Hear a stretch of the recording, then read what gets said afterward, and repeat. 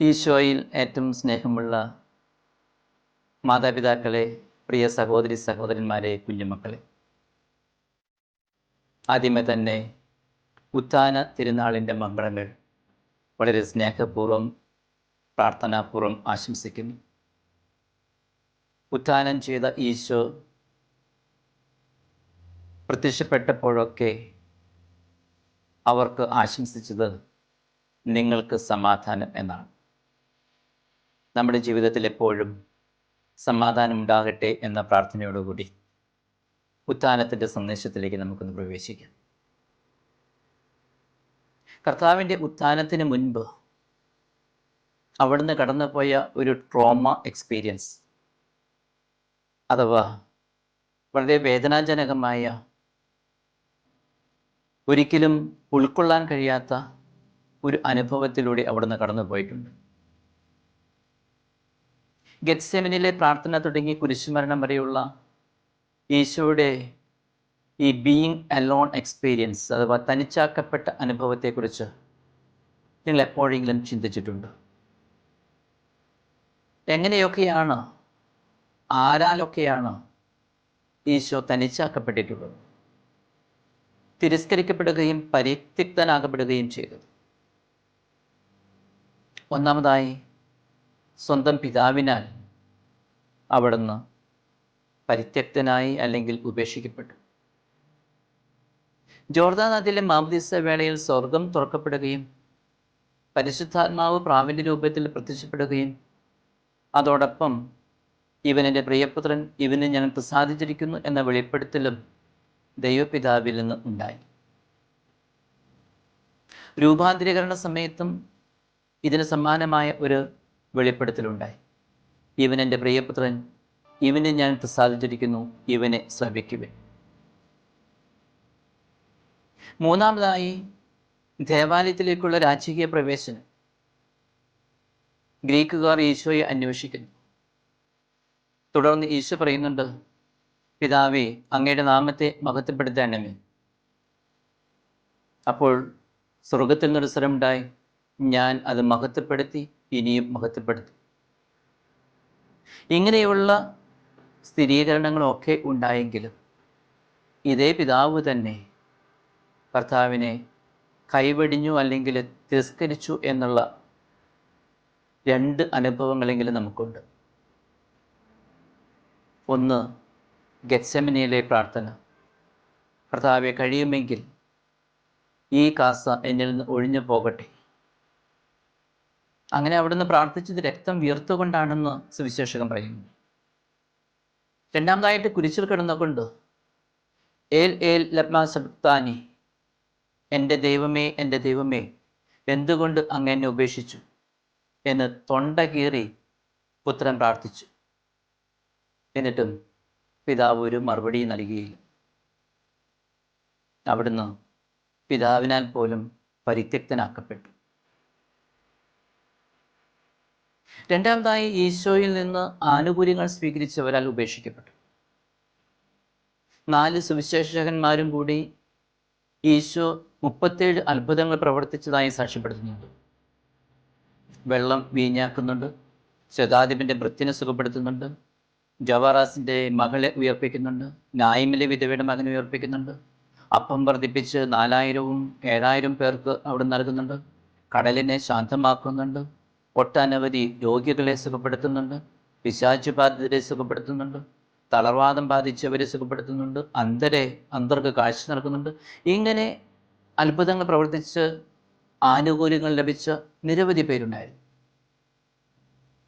ഈശോ സ്നേഹിച്ചിരുന്നു എന്ന് സുവിശേഷകൻ സാക്ഷ്യപ്പെടുത്തുന്ന അവിടുന്ന് ഉയർപ്പിച്ച ലാസറും അദ്ദേഹത്തിൻ്റെ സഹോദരിമാരും,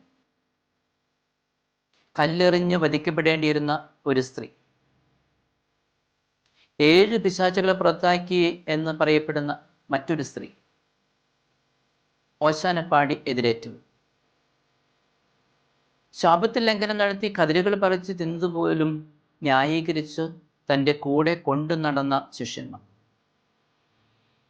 ഈശോ ഏറ്റവും കൂടുതൽ പരിഗണനയും പ്രാധാന്യവും കൊടുത്ത് എപ്പോഴും കൊണ്ടുപോയിരുന്ന പത്രോസ്, യാക്കോബ്, യോഹന്നാൻ എന്ന ത്രിമൂർത്തികൾ,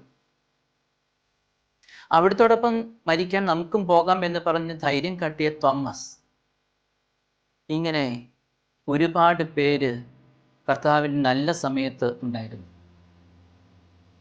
അവരാരും കർത്താവിന് ഏറ്റവും ആവശ്യമായ സമയത്ത്, ഏറ്റവും വേദനാജനകമായ ഒരു സമയത്ത് കർത്താവിൻ്റെ കൂടെ ഉണ്ടായിരുന്നില്ല. മറിച്ച് കർത്താവിനെ തള്ളിപ്പറയുകയും കർത്താവിനെ ഉപേക്ഷിക്കുകയും ചെയ്തു. പത്രോസ് 3 പ്രാവശ്യമാണ് ഈശോയെ തള്ളിപ്പറഞ്ഞത്. യൂദാസാകട്ടെ 30 വെള്ളിക്കാശിന് ഈശോയെ ഒറ്റിക്കൊടുത്തു. വ്യക്തിപരമായ നേട്ടങ്ങൾക്കും സ്വന്തം അപ്രമാദിത്വം നഷ്ടപ്പെടാതിരിക്കാനും വേണ്ടി ഈശോയെ ഇല്ലാതാക്കാൻ എല്ലാ കുതന്ത്രങ്ങളും പ്രയോഗിക്കുന്ന കയ്യാഫാസും കൂട്ടരുമുണ്ട്. നീതിമാനാണ് എന്ന് അറിഞ്ഞിട്ടും കൊടും കുറ്റവാളിയായ ബറാബാസിനേക്കാൾ തിരസ്കരിക്കപ്പെട്ടു. പീലാത്തോസ് കൈ കഴുകിക്കൊണ്ടാണ് താൻ ഈശോയുടെ രക്തത്തിന് പങ്കുകാരനല്ല എന്ന് വിളിച്ചു പറയുന്നത്. പുച്ഛിച്ച് വെല്ലുവിളിക്കുന്ന സഹകുറ്റവാളിയുണ്ട്. കുരിശിൻ ചുവട്ടിൽ വളരെ നിസ്സഹായായി നിൽക്കുന്ന ഒരമ്മ. ആകെ കൂടി ഈ 2 ദിവസത്തിനുള്ളിൽ 2 പേർ മാത്രമാണ് ഈശോയ്ക്ക് അല്പെങ്കിലും ആശ്വാസം കൊടുത്തുള്ളൂ. ഒന്ന് വെറോനിക്കയും മറ്റൊന്ന് വലതുവശത്ത് കുരിശ് തറയ്ക്കപ്പെട്ട കള്ളൻ. സംഭവബഹുലമായ 3 വർഷത്തെ പരസ്യജീവിതത്തിൻ്റെ അവസാനം ഈ 2 ദിവസം ഈശോ കടന്നുപോയ ഒരു വലിയ ട്രോമയെക്കുറിച്ച് നമ്മൾ ഒരിക്കലും ചിന്തിച്ചിട്ടുണ്ടാകാറില്ല. സത്യത്തിൽ ഈ തനിച്ചാക്കപ്പെടലായിരുന്നില്ലേ ഈശോയുടെ യഥാർത്ഥ കുരിശും ഏറ്റവും വലിയ സഹനവും? ഇങ്ങനെ സർവ്വരാലും പരിത്യക്തനായി അവസാനത്തുള്ളി രക്തവും ഒഴുകിപ്പോയി ആണിപ്പഴുതുകളിലേക്ക് കൈകാലുകൾ വലിച്ചു നീട്ടപ്പെട്ട് വീണതിൻ്റെയും ശരീരം മുഴുവനുള്ള കഠോരമായ വേദനയും ആ വേദനയേക്കാൾ വലുതായി സർവ്വരാലും പരിത്യക്തനായതിൻ്റെയും അവഹേളിക്കപ്പെട്ടതിൻ്റെയും നീതിമാനായിരുന്നിട്ടും ഏറ്റവും വലിയ കുറ്റവാളിയായി വിചാരണ ചെയ്യപ്പെട്ടതിൻ്റെയും മാനസിക സംഘർഷം ചെറുതായിരുന്നില്ല. അത് അനുഭവിച്ച ഈശോയ്ക്ക് മാത്രമേ ആ ഒരു ട്രോമ എക്സ്പീരിയൻസ് മനസ്സിലാവുകയുള്ളൂ. ആർക്കോ വേണ്ടി തയ്യാറാക്കിയ ഒരു കല്ലറയിൽ സംസ്കരിക്കപ്പെട്ടു. പിന്നീട് കുറേ മണിക്കൂറുകൾ ഏകാന്തമായ ഒരു അവസ്ഥയായി.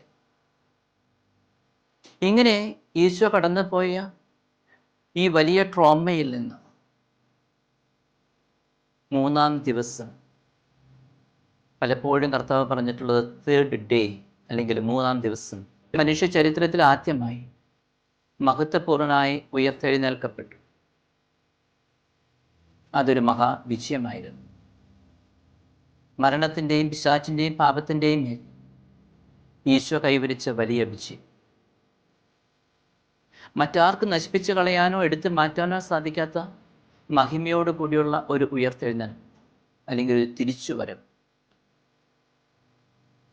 ഈശോയുടെ ഉയർപ്പ് എന്ത് സന്ദേശമാണ് നമുക്ക് നൽകുന്നത്? ഒന്നാമത്തെ ചിന്ത, ഈശോയുടെ ഉയർപ്പ് ക്രൈസ്തവ വിശ്വാസത്തിൻ്റെ അടിസ്ഥാനമാണ്. കൊറിന്ത്യസ്കാർക്ക് എഴുതിയ 1-ാം ലേഖനത്തിൽ 15-ാം അധ്യായം 17-ാം വാക്യത്തിൽ പൗലോസ് ശ്ലീഹ പറയുന്നുണ്ട്, മിശിഹ ഉയർപ്പിക്കപ്പെട്ടിട്ടില്ലെങ്കിൽ നിങ്ങളുടെ വിശ്വാസം നിരർത്ഥകമാണ്. നിങ്ങൾ ഇപ്പോഴും നിങ്ങളുടെ പാപങ്ങളിൽ തന്നെയാണ്.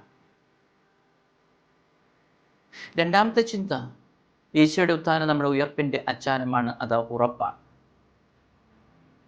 വീണ്ടും പൗലോസ് ശ്ലീഹ പറയുന്നു, മരിച്ചവർക്ക് ഉത്ഥാനമില്ലെങ്കിൽ മിശിഹായും ഉയർത്തിയിട്ടില്ല. മൂന്നാമതായി, നമ്മളുടെ ശരീരങ്ങൾ ഉയർപ്പിക്കപ്പെടേണ്ടതാണ്. ഉയർപ്പിക്കപ്പെടേണ്ടതാണെങ്കിൽ അത് പരിശുദ്ധമായി സൂക്ഷിക്കപ്പെടേണ്ടതാണ്. ശരീരത്തിൻ്റെ പരിശുദ്ധി എന്ന് വെച്ചാൽ ലൈംഗികതയുടെ അഭാവമല്ല, മറിച്ച് മനുഷ്യ ഹൃദയത്തിൽ നിന്ന് വന്ന് മനുഷ്യനെ അശുദ്ധനാക്കുന്ന എന്തും ഉന്മൂലനം ചെയ്യപ്പെടണം. ഇപ്പോൾ പിറന്ന കുഞ്ഞിൻ്റെ അവസ്ഥയിലേക്ക് ഒരുവൻ തൻ്റെ മനസ്സിനെയും ശരീരത്തെയും രൂപപ്പെടുത്തുന്ന അവസ്ഥയാണത്.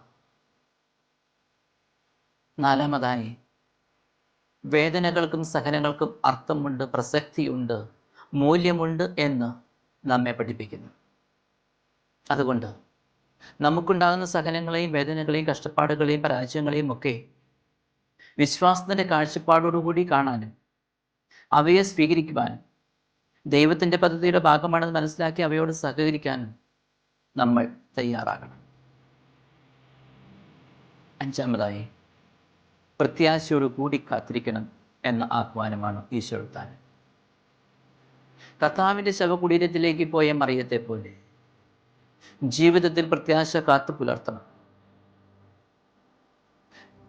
പത്രോസും യോഹന്നാനും ഈശോയുടെ ശരീരം കാണാതെ നിരാശപ്പെട്ട് ശവകുടീരത്തിൽ നിന്ന് തിരിച്ചു പോന്നപ്പോൾ മറിയമാകട്ടെ പ്രത്യാശയോടുകൂടി ആ കല്ലറയിൽ കാത്തു നിൽക്കുകയാണ്. അതുകൊണ്ട് തന്നെ ഉയർത്തെഴുന്നേറ്റ കർത്താവിനെ ആദ്യം കാണാനുള്ള ഭാഗ്യം മറിയത്തിനാണ് ലഭിച്ചത്. ആറാമതായി, ഇരുട്ടായിരുന്നപ്പോൾ തന്നെ മഗ്ദലേന മറിയം ശവകുടീരത്തിലേക്ക് പോയി എന്ന് സുവിശേഷകൻ സാക്ഷ്യപ്പെടുത്തുന്നു. ഇരുട്ട് ഭയത്തെയാണ് സൂചിപ്പിക്കുന്നത്. ഭയത്തെ അതിലംഘിക്കുന്ന സ്നേഹമുള്ളവർക്കാണ് സന്തോഷത്തിൻ്റെയും സമാധാനത്തിൻ്റെയും ഒരു ലോകത്തിലേക്ക് പ്രവേശിക്കാൻ ഭാഗ്യം ലഭിക്കും. ഉയർത്തെഴുന്നേറ്റ ഈശോ നമ്മെ അനുഗ്രഹിക്കട്ടെ. ഈശോയുടെ സമാധാനം നമ്മിലും നമ്മുടെ ഭവനങ്ങളിലും നമുക്ക് ചുറ്റുമുള്ളവരിലൊക്കെ എപ്പോഴും ഉണ്ടാകട്ടെ എന്ന് പ്രാർത്ഥിക്കുന്നു. പിതാവിൻ്റെയും പുത്രൻ്റെയും പരിശുദ്ധാത്മാവിൻ്റെയും നാമത്തിൽ ആമേൻ.